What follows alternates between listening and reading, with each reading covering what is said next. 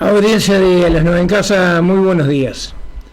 Se han comenzado a conocer las diversas autoridades que van a regir los distintos estamentos a partir del próximo 1 de marzo. La Comisión Nacional de Patrimonio, que ha tenido arduo trabajo muchas veces en nuestro país, va a estar presidida por un pedrense, profesor de Historia del Arte. Historia. El título es profesor de Historia. Bueno, Marcel Suárez. Marcel, buenos días. Buen día, buenos días. Acá estamos en este desafío, como te decía, yo en realidad estoy en trámite prejubilatorio, ahí con un pie, a partir del 1 de marzo. ¿Estás viejo, che? Estoy viejo. Cuando voy a los comercios, todo el mundo fueron exalumnos míos, o me preguntan, ¿y usted sigue dando clase? Bueno, pronto, ya dentro por poco tiempo. Y bueno, venía con todo mi trámite, y está en curso, por supuesto. Y hace unas semanas atrás recibo la propuesta del amigo, colega y actualmente ministro de Educación y Cultura designado por el presidente electo, José Carlos Maía, el profesor José Carlos Maía, designado por el presidente electo como ministro de Educación y Cultura a partir del 1 de marzo. Me propone asumir la dirección, no la presidencia, porque hay una pequeña diferencia. Lo presidiría él como ministro o lo asumo subsecretaria de la Comisión del Patrimonio Cultural de la Nación. Esa es la denominación. Es una comisión que existe desde 1971, creada por ley, que tiene la finalidad de poner en valor, yo me buscaba acá, yo decía, estoy buscando el trencito, asesorar al Poder Ejecutivo en el señalamiento de los bienes que deben declararse monumentos históricos, o sea, la figura jurídica, cuando un bien cultural, que puede ser un edificio, que es lo más con lo que la gente asocia con patrimonio cultural, pero puede ser un archivo, un conjunto de documentos de una personalidad importante de la historia del país, tanto reciente como lejana, puede ser obras de arte plástico, entra en el conjunto, que es mucho más amplio todavía, de patrimonio cultural. También hay que definir qué es lo que llamamos patrimonio, ¿no? Puede ser cultural. Intangible también. Exacto, o sea, sería a qué conjunto de creaciones de una sociedad, de un grupo, que tiene valor identitario para esa comunidad, ¿no? Entonces, pongámosle, vamos a poner ejemplos locales. Acá en Las Piedras tenemos el liceo. ¿Por qué tiene un valor relevante? Para la comunidad lo tiene, porque tiene un edificio de un diseño muy, muy importante en su tiempo, de la década del 40, de José Sheps y Carlevaro, que después ese tipo de construcción de obra pública, cuando se invertía mucho en obra pública educativa, se replicó en otros edificios, con variantes, por supuesto, como sería el Liceo número 3 de Montevideo, el Liceo Dámaso, o la UTU de Arroyo Seco, también en Montevideo, o yendo al interior, el Liceo de Sarandí Grande, por ejemplo, de José Sheps, un arquitecto de relevancia nacional. Sansi de Mercedes. Y otros, claro, ahí está. No, yo fui ahí por eso. Quiebro la lámpara. Está bien, hoy sería el Liceo 2, ¿no? 2. El número 2. Bueno, y a su vez porque es un edificio que reúne una pinacoteca, una colección de arte, porque no solo es pintura, que da de grandes artistas, tanto locales como nacionales. Y bueno, por todo ese conjunto se lo declaró en el año 2005 Monumento Histórico Nacional, que es la denominación oficial, porque la ley, cuando se creó, pensaba en lo que tenía valor histórico, asociándolo más bien al pasado, pero también se puede declarar monumento histórico a bienes que son relativamente nuevos, pero que tienen un valor importante, que no son tan antiguos. Y como vos decías muy bien, el concepto de patrimonio, ya cuando se creó la ley, venía cambiando rápidamente. Después de la Segunda Guerra Mundial, el concepto de patrimonio pasó de bienes inmuebles a bienes culturales muebles, de bienes culturales. La palabra que estaba buscando y no la recordaba. Y ahora se te corrió el flujo sanguíneo. Patrimonio inmaterial. Claro, exacto. Está el patrimonio material e inmaterial. Por ejemplo, el Uruguay tiene declaró como patrimonio inmaterial la tradición del bandoneón, el candombe, que incluso junto con la Argentina, ante la UNESCO, que es la Organización de las Naciones Unidas vinculada a la cultura y a la educación, se logró que el tango fuera declarado Patrimonio Histórico de la Humanidad, inmaterial. En el Uruguay, por ejemplo, el ciclo de la lana, el pericón. El ciclo de la lana hace poco. Hace muy poquito. Creo que eso sí. Se hizo, ¿no? Sí, la presentación. Este año, en el 2024. Sí. El pericón también, nacional, es considerado patrimonio cultural intangible. Por lo tanto, abarca distintas expresiones de la cultura que tienen valor identitario para todos los uruguayos y que se busca transmitir, legar, cuidar para transmitirlo a las generaciones futuras. Y que algunos de esos bienes o creaciones culturales los hemos recibido de unas cuantas generaciones atrás. No todo tiene que ser muy viejo, depende del peso que tiene en la comunidad. Puede cambiar incluso, ¿no? Cosas que de repente eran de un valor excepcional hace 50, 60 años, de repente hoy no vale tanto. Hay un listado de bienes que esta comisión tiene por departamento. Lo más fácil es encontrarlo Patrimonio Uruguay por Instagram, pero si uno pone Patrimonio Uruguay MEC en un buscador, se encuentra con la página. No hay una página específica, sino que está dentro de lo que sería el árbol. La tengo descargada y siempre la uso como... Ahí está, dentro de la página del Ministerio de Educación y Cultura, sí, que a su vez forma parte de la página de Poder Ejecutivo y Presidencia de la República. Entonces, bueno, las funciones serían asesorar al Poder Ejecutivo de señalar los bienes declarables o declarados monumentos históricos, velar por la conservación. Ahí tenemos todo un tema, porque puede venir alguien y decir, bueno, y el Molino de Bosch, que no es monumento histórico, pero tiene un valor patrimonial importante a nivel departamental y local, o la estación central de ferrocarril, que la vemos ahí venirse abajo, tiene toda una historia, ese edificio y lo que le fue pasando, por qué está en ese estado. Sería un golazo poder recuperarlo para un uso accesible para todo el mundo. ¿Y qué ocurre? La comisión no es una entidad pública que con la varita mágica reconstruye y mejora las cosas. Simplemente señala, indica, bueno, esto tiene un valor, y los propietarios, sean del Estado o particulares, son los que deben, con el asesoramiento de la comisión, proceder al mantenimiento o recuperación en la medida de lo posible. También la comisión sugiere la adquisición de documentos que sean de valor, por ejemplo, que aparezcan en una subasta, de objetos que tengan un valor particular, archivos, o de adquisición, puede ser por compra. Voy a poner un ejemplo, volviendo a lo local.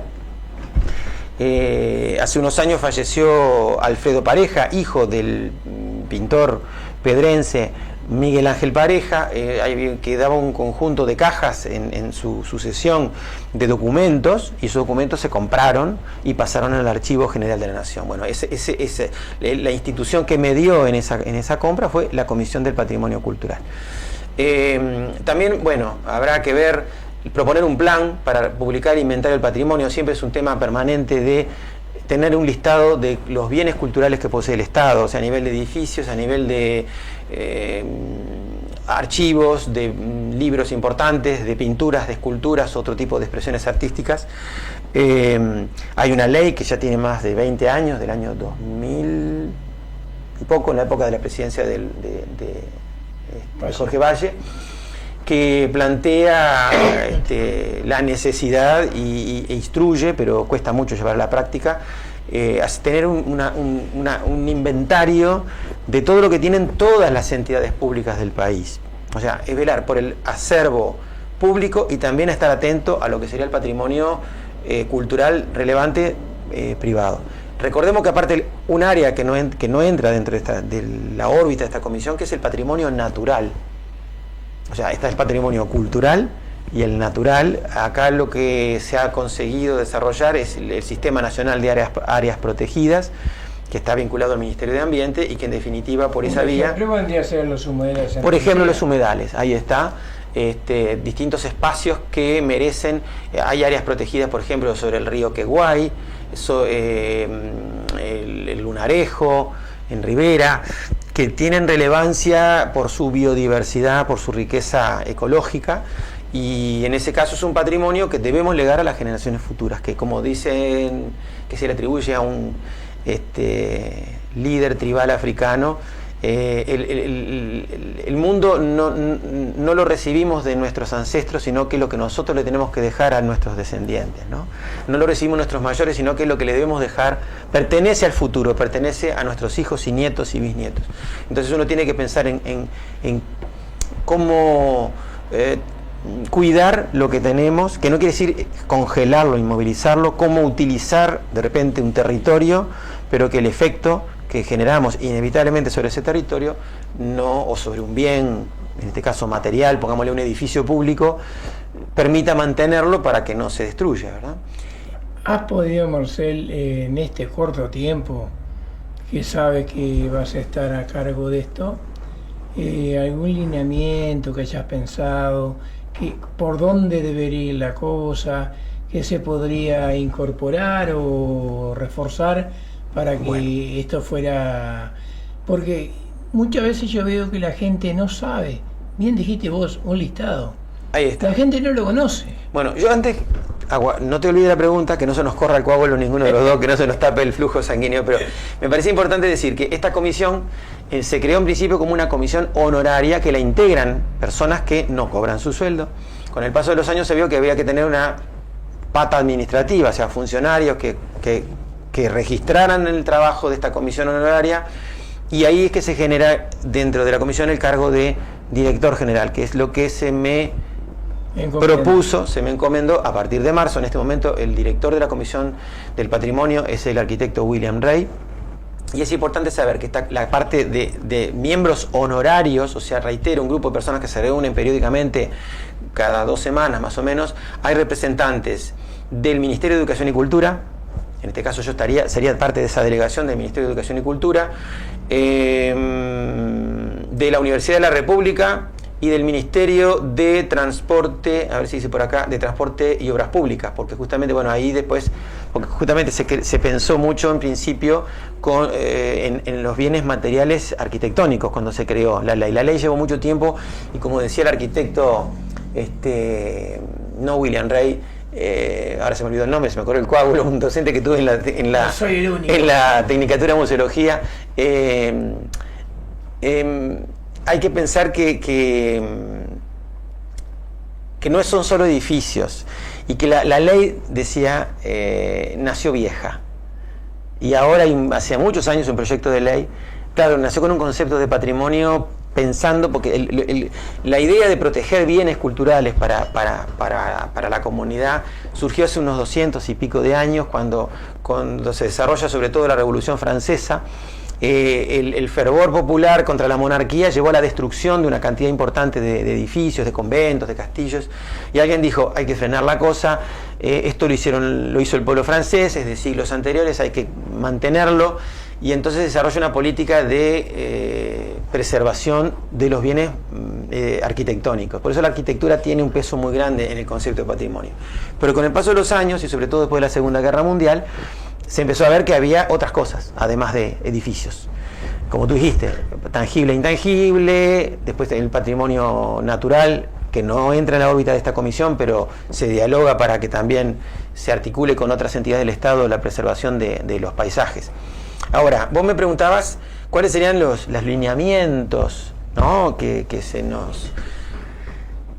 deberíamos desarrollar desde la comisión en este nuevo periodo.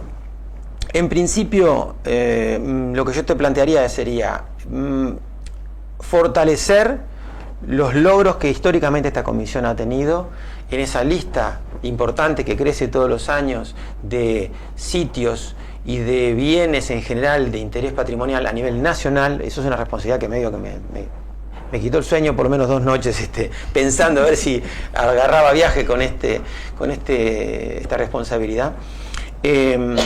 Una es esa, continuar con la declaratoria, que la declaratoria tiene ventajas, pero también tiene un compromiso para quien es el propietario del bien. La ventaja es que le da visibilidad. Bueno, se declara monumento histórico al archivo fotográfico de la fotógrafa Isabel Gilbert. ¿Quién es esa señora? Bueno, fue una señora que empezó un poco como aficionada, pero se perfeccionó en el oficio de la fotografía, desarrolló una obra fotográfica formidable para prensa, sobre todo, pero también una colección personal que cuando uno la mira queda sorprendido. estamos hablando de una señora que murió ya hace unos años, en el correr del siglo XX, desarrolló su obra. Bueno, ahora sus fotografías impresas y reveladas y su archivo en negativos está bajo custodia en el departamento de Salto, por ejemplo. Bueno, ahora viene el otro punto, a quién pertenece, cómo se cuida, y es ahí que la comisión genera una responsabilidad de decir, bueno, damos pautas. Por ejemplo, si es un bien arquitectónico, hay un equipo de arquitectos en la comisión que asesora si se hace una modificación, una intervención, una reparación en un edificio que es Monumento Histórico Nacional, debe contar con el asesoramiento de esta comisión, no para trancarle las cosas, sino para orientar, para que la intervención sea lo más respetuosa posible, adaptando las necesidades que hoy se tienen cuando un techo se llueve, cuando hay una instalación eléctrica o sanitaria que está destruida, cómo se reemplaza esa instalación que debe ser sustituida siguiendo un criterio que respete la mayor parte o el espíritu original del edificio, si es un edificio, ¿no? Hay un equipo de arqueólogos, hay un taller de restauración muy interesante que tiene un registro aparte de las obras, sobre todo del Estado, que ha ido restaurando. Y después, ¿cómo fue que yo llegué a la comisión? Que eso es importante. Yo, reitero, profesor de historia con un pie en la jubilación, con experiencia también en gestión de centros educativos. Esa es mi historia, ¿no? Profesional. En el 2020, en los días en que estaba iniciándose la pandemia en nuestro país, recibo una llamada, a media cuadra de acá, estaba yo en el auto esperando a mi señora, de Ana Ribeiro, otra pedrense, que en ese momento, y es subsecretaria del Ministerio de Educación y Cultura, dice, acá estamos reunidos con William Rey y pensamos que necesitamos una... Profesora ella también. También, exactamente. Historiadora, licenciada en Historia, con el arquitecto William Rey, que a su vez yo lo tuve de profesor en algunos cursos que hice en Historia del Arte en ese momento en la Universidad de Montevideo. En Uruguay no tenemos lamentablemente una especialización en el área pública en Historia del Arte, increíblemente. Todavía está pendiente eso, se enseña en formación docente, pero no tenemos formación de profesores de Historia del Arte. Por eso hoy yo te hacía la aclaración. Tuve que transitar por la vía privada, lamentablemente. Digo, por suerte en Uruguay hay más formación que antes, ¿no? En el CLAE, por ejemplo, ahí sí yo hice la especialización en Historia del Arte. Bueno, William Rey, y estaban reunidos con Ana Ribeiro, me llaman a mí preguntándome si yo tenía interés en pasar a trabajar como asesor en Historia del Arte, que es un área que no existe formalmente, la asesoría en arte. El área, así como dijimos, arquitectura, arqueología y taller de restauración, no existe un área de historia, pero de hecho necesitaban a alguien que les diera alguna opinión cuando se adquiría algún bien, se veía en algún catálogo de remates, alguna pieza de interés en esa área, un área de historia y de historia del arte. También está el historiador Ángel Ayestarán trabajando en ese sector. Y bueno, y consulté, entre ellos, en aquel momento un referente que yo pensaba, bueno, si aceptaba o no, un tal Yamandú Orsi, que en ese momento era intendente de Canelones. ¿Ángel Ayestarán es algo de Lauro Ayestarán? Es uno de los hijos, el hijo menor de Lauro Ayestarán. Ángel. Y Ángel es un historiador con una erudición extraordinaria, bueno, sobre los temas que tú le preguntes, él, si no lo sabe, lo busca y enseguida te consigue una respuesta. Un compañero con el que compartimos piso en la oficina. En neurona, como nosotros. Yo creo que la cuida más que nosotros. Entonces permite tener facilidad de respuesta. Un compañero entrañable dentro del equipo, junto con los compañeros. A mí me ha tocado hasta ahora trabajar en el piso donde están los arquitectos y el historiador. En otro sector están los arqueólogos y otros funcionarios con una parte administrativa que es la que me hacía dudar un poco en aceptar este ofrecimiento. Yo quería zafar un poco de eso, pero bueno, vamos a ver cómo lo canalizamos, porque hay una parte administrativa importante. Y bueno, entonces se creó esta área y consulto a Marcos, creo que también llegué, o a Elena, pareja, no me acuerdo. Hice varias llamadas y recuerdo que llamando me dice, yo que vos metía para adelante, precisamos a alguien que se familiarice con todo ese tema, porque no es un área como de pocas personas se especializan todavía en el área de patrimonio. Y bueno, y ahí arrancamos en 2020, pero con la pandemia, con trabajo en línea, después sí, presencial. Y bueno, y por ejemplo, dos cosas que me tocó hacer, temas rarísimos que me tocó investigar, porque no los pedía yo, me los pedía la comisión.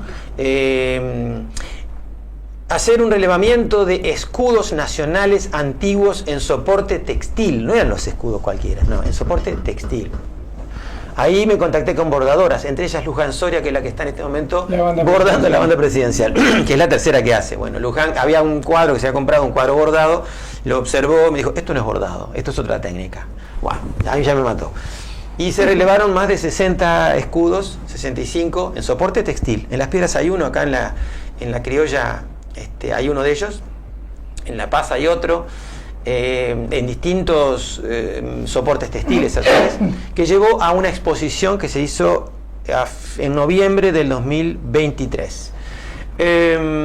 Otro tema que está en curso, que vamos a ver si sale una publicación, orfebrería en el Uruguay, el oficio de los diseñadores y artesanos y artistas que hacen joyas en el Uruguay, que hay algunos, nos quedó por la mitad de la historia, hay que continuarla, llegamos hasta la década del 30, 40, artesanos, voy a nombrar dos figuras que en su momento fueron relevantes. Santiago Cosolino, que es el que hizo el anillo de Juana de Barburú cuando la nombraron Juana de América en el año 29, pero hizo anillos para Gardel, para Eva Perón, no porque no tenía simpatía por Eva Perón, porque trabajó acá y en Argentina, un personaje con una historia fascinante.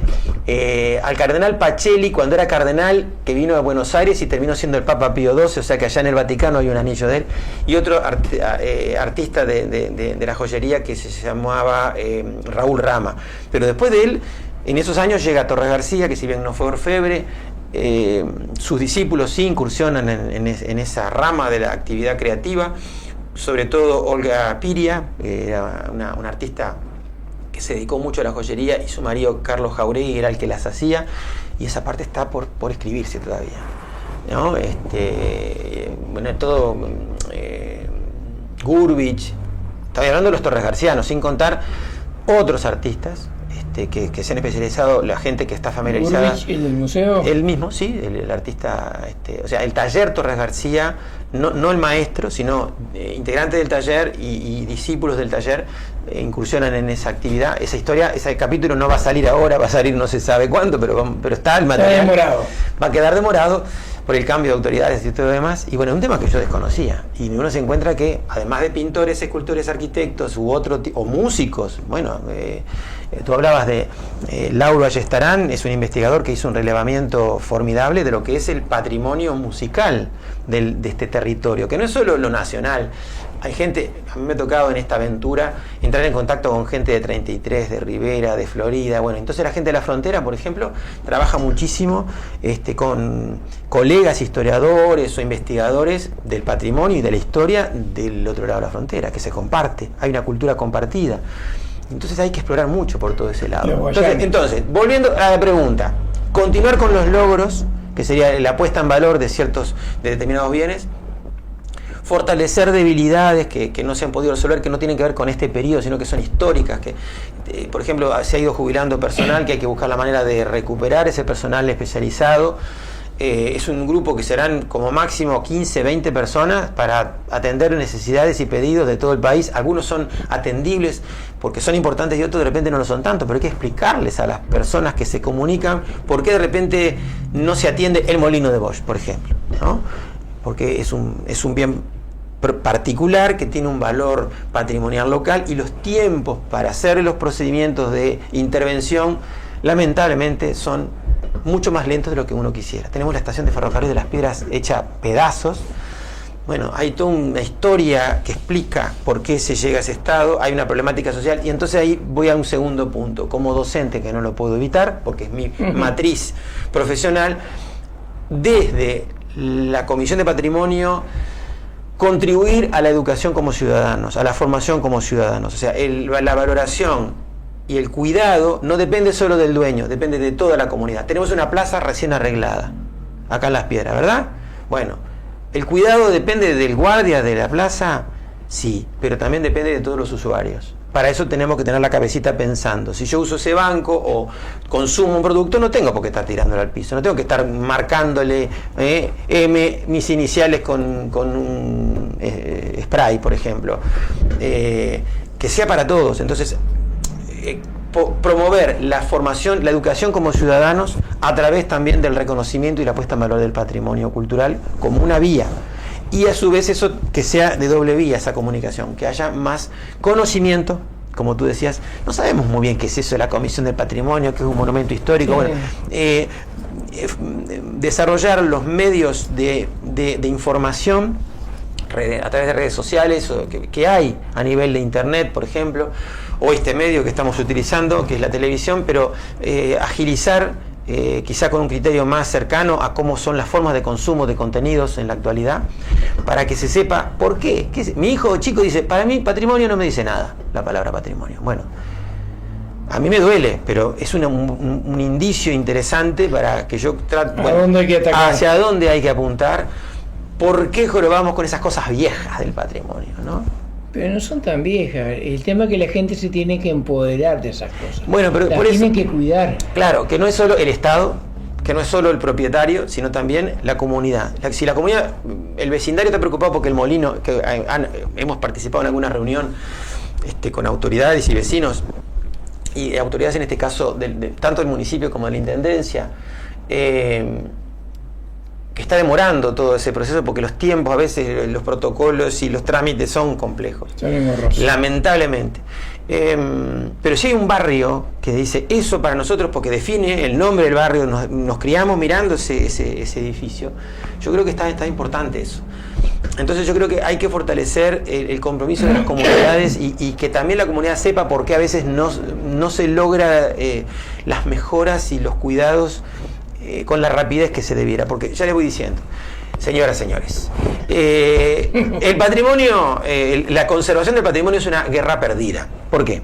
Porque el tiempo pasa y los bienes, tanto naturales, y nos vamos poniendo viejos. Y se va transformando, aunque no querramos se transforma, y con lo que es inmaterial se va olvidando, y lo que no está documentado se va perdiendo, y lo que es material se va deteriorando. Las pirámides de Egipto dentro de unos miles de años no van a existir más. Pero yo voy a aprovechar que estamos aquí, que le está admirando la gente.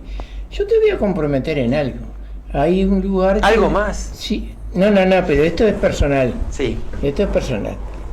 Algo que debería de verse y para mí amerita una declaratoria para poder encararlo de otra manera. Tiene dos nombres, el Castillo de la Pilarica o el Azote de Rosé. Bueno, yo creo que hay que también pensar... Yo fui testigo de todo el arreglo... La recuperación, toda la 2011, 2010. Que se hizo desde el año que asume... no había ni siquiera alcalde. Estaba Raquel Vallarre en la Junta, cuando era la Junta. Ahí fue donde se hizo y se adquiere por una condonación de deuda, se adquiere el terreno con el edificio. Ahora, ¿qué pasa? Ahí hay que ver también, justamente, pusiste el dedo en un asunto interesante. No solo por el ejemplo concreto, sino que eso se replica en todo el país. Esa necesidad de que hay comunidades.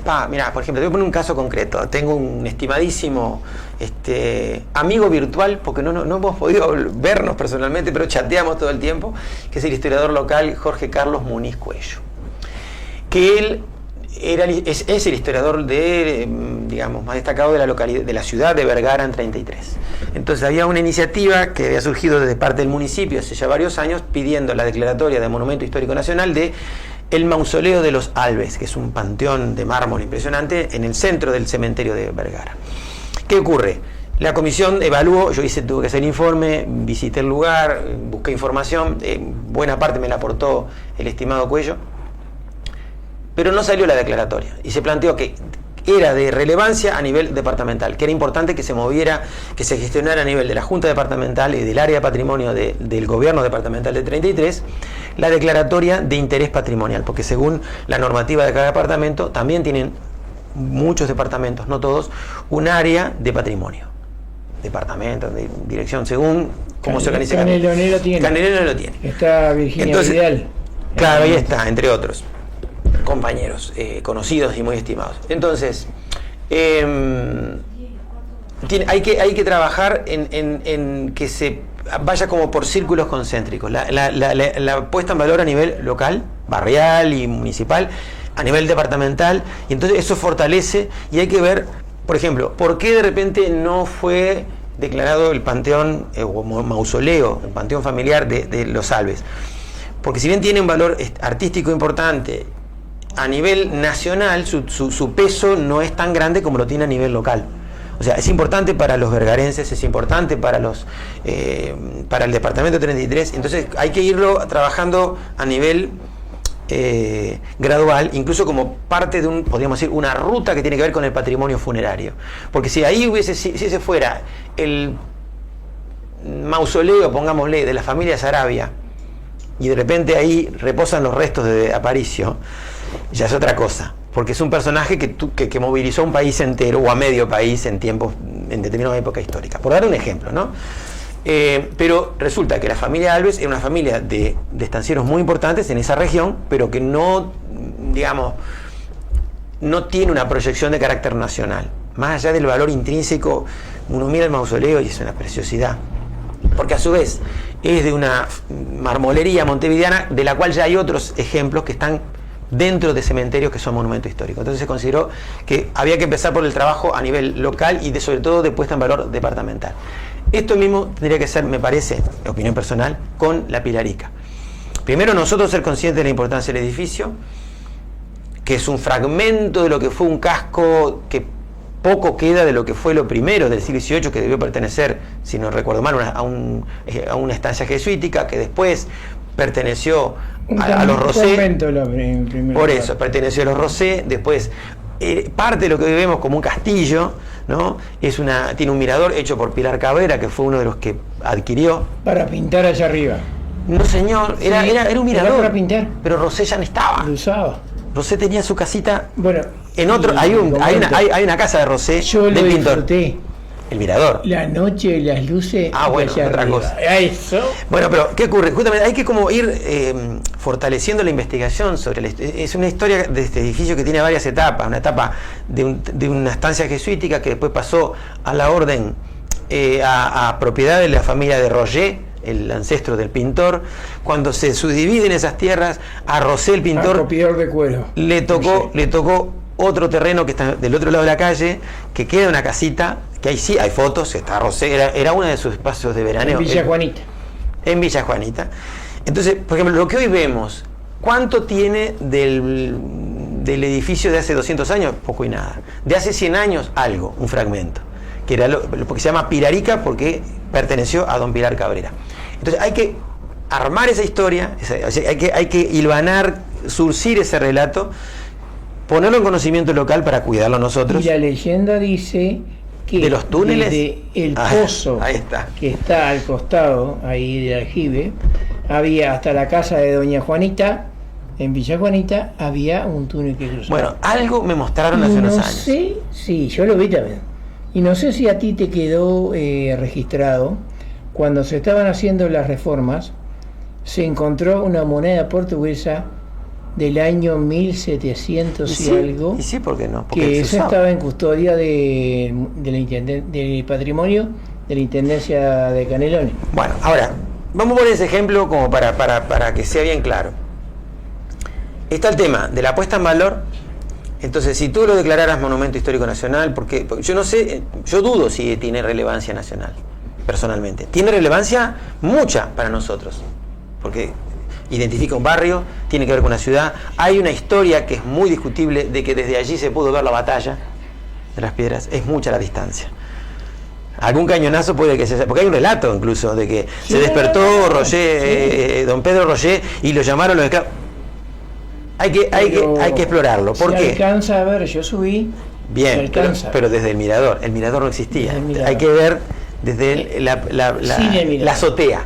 Vamos a hacer. Entonces hay que ver, por eso habría que trabajar. Yo no estoy tirando mitos, digo, pero hay que ponerse a trabajar para ver cuánto hay de relato que a veces se convierte en leyenda, de si se vio realmente la batalla desde ahí.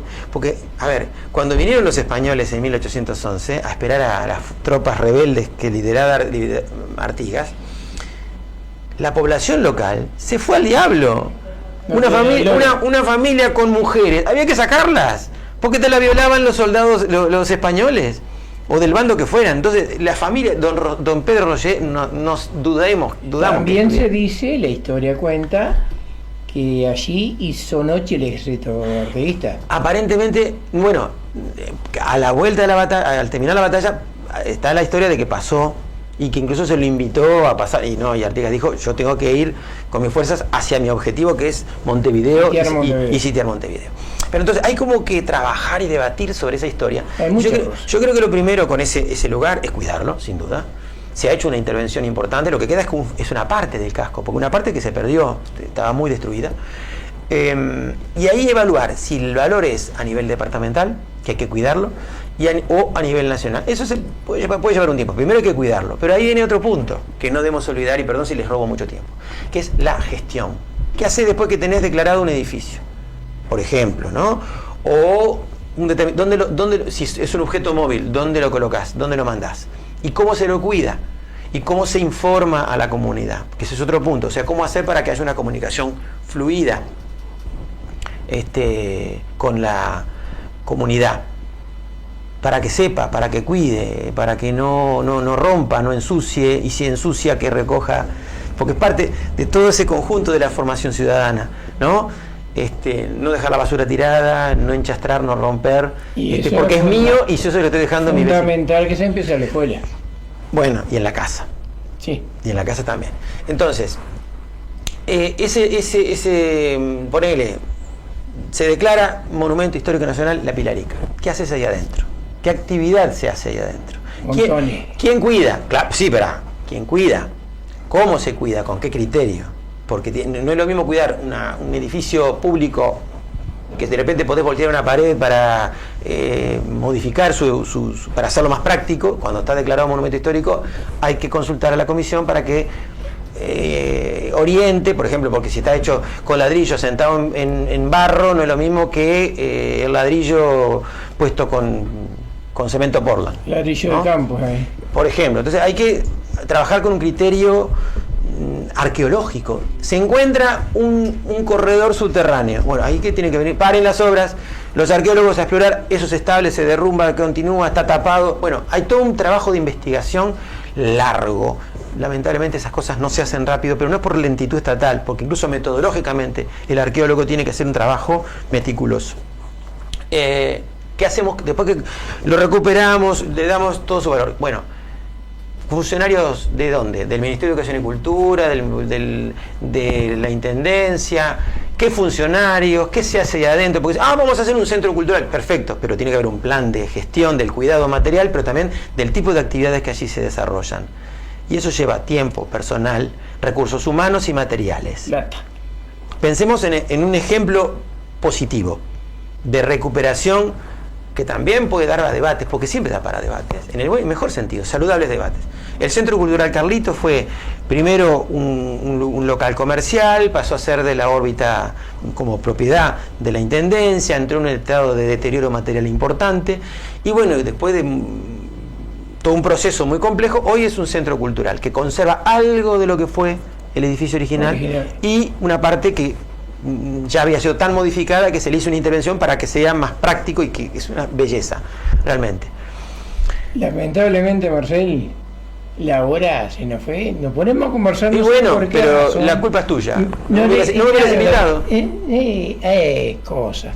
No, yo creo que vas a llevar esto adelante, porque si la gente no recuerda, porque fue hace unos cuantos años, vos fuiste el abanderado de una gran locura con las piedras. Fuera locura, pero hoy lo haría. Me tocó estar... ¿Lo harías de vuelta eso? Hoy no. Pero en aquel momento lo hice y bueno... La gente lo sabe. En un momento hubo una invitación para el festival Corearte Barcelona. En Barcelona. Un festival de coros en el que nuestro liceo público... Fue el primer liceo público que fue Exacto. del país. Aparte se fue con una consigna: o van todos o no van, o no va ninguno. Y hubo que trabajar mucho, 1 año y medio, juntando la gracias plata, a la ayuda de las piedras, 10 años sí. Después, porque acá la gente colaboró mucho, no nos alcanzaba, hubo que golpear muchas puertas de entidades públicas, privadas. Hasta un ladrillo se le sacó. Fue impresionante el trabajo, pero fue una experiencia maravillosa que permitió al año siguiente, después con toda esa experiencia adquirida, ir a Mendoza al festival Cantapueblo. Después hubo otras instancias que se terminó el festival con Nito Mestre en Mendoza y bueno, después hubo otras posibilidades. Después hubo que parar un poco porque no se puede sostener en el tiempo. Tiene que ver con, es una forma de gestión, es un ejemplo de gestión cultural que justamente un liceo tiene otra función educativa, no debe descuidar las otras áreas educativas, ¿verdad? Marcel, bueno, viste que a veces se hace un balance de los tantos días de gobierno. Bueno, yo te convoco en 90 días a partir del 1 de marzo. Yo voy a estar, bueno, vemos. No. Primero que no asumí, yo soy asesor artístico ahora. de de marzo, 90 días.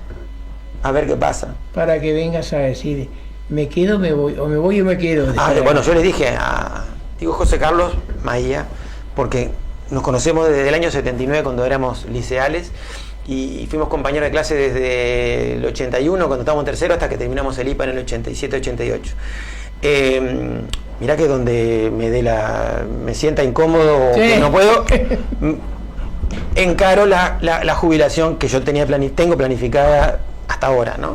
Retirada y fuga. Y sí, por supuesto, porque no es moco de pavo. No. Y a veces la expectativa de la gente es muy grande, razonable, comprensible, pero las posibilidades son limitadas. Y no es para abrir el paraguas, pero realmente tiene su parte de frustración para quien se haga ese cargo y trabaja adentro y para la comunidad, que a veces espera con una rapidez y una expectativa que de repente no se puede atender y no quiere decir que no haya compromiso. Bueno, Marcel Suárez, próximo a partir del 1 de marzo, director de la Comisión del Patrimonio Nacional. Puedo arrepentirme, falta todavía, pero es a partir de marzo, pero primero asume el presidente. La gente no te va a dejar. Bueno, va a haber una manifestación. Yo me he sentido como la reina de la vendimia. Y yo voy a ser el primero en reclamar. Sí, exacto. No, pero fue como, yo me sentí como jorobando, como quien dice acá, la reina de la vendimia. Entre el jueves que se hizo la presentación y este fin de semana, por suerte, no han parado los saludos y buenos deseos, cosa que agradezco muchísimo. Como agradezco este gesto, que en definitiva es una expresión más también de esa expectativa y esa confianza. Bueno, pero las cámaras y los micrófonos acá, abiertos cuando tú tengas cualquier cosa que comunicar, que hablar, decime, Alejandro, está, y venís tranquilo. Bueno, muchísimas gracias. Él también es parte de la aventura, de esta que contábamos, de ese grupo de familias maravilloso y de gurises, que, es más, me siguen, algunos dicen, felicitaciones, papá coral. O sea, porque me convertí con varios, éramos los padres corales, porque teníamos nuestros hijos allá en Barcelona. Exacto. Cada uno tenía 10 gurises a su cargo y cada uno era el papá o la mamá. Entonces, bueno, yo era el papá de 10. Entonces me decían, bueno, papá coral, algunos me siguen llamando con esa denominación, gente que ahora son adultos profesionales. Hay gente que son profesionales universitarios, otros que están en distintas áreas del mundo del trabajo. Y a mí me emociona verlos crecer. Adultos, tienen hijos, tienen unas historias muy interesantes y muy conmovedoras incluso, de superación. Y bueno, vamos que esto sea una historia de superación también. Y así va a ser. Ojalá. Gracias, Marcel, por estar aquí. A las órdenes. Vamos a una pausa y retornamos con más a las 9 en casa.